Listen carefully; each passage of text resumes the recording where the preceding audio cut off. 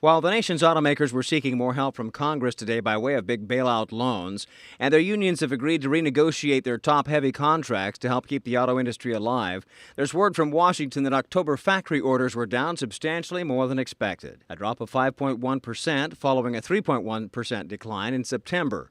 But one Bakersfield factory doesn't seem to fit into that lost category. It's been growing. Spartan Incorporated is a steel fabrication plant. They took over the old McCarthy Steel facility off M and Golden State a couple of years ago after the previous owners decided to get out of the business.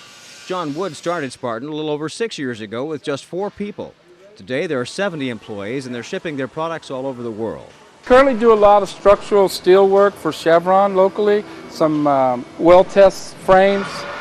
We do the structural and the grading on that. We also cut and bevel all the pipe pieces, send it out there to their shop in Laredo. They assemble it all there.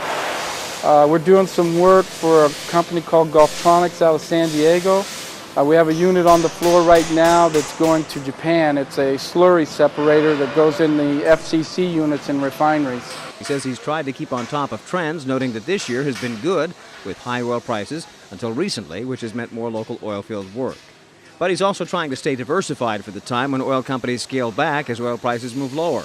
Mostly, however, he's concerned about his many employees who are depending on him. If you're going to put all that money and effort into training them, you want to keep them.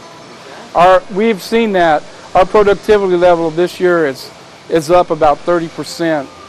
Wood has pretty much taken over the entire McCarthy Steel plant. Across the way, Bryant Fuel Systems had been building huge above-ground fuel tanks in those big bays. Wood's company now builds those tanks for Bryant. These smaller frames will become portable fuel tanks for the military, and this big separator machine will be headed to Japan shortly for an oil company there. Wood says he's had to take some risks, but it's been worth it.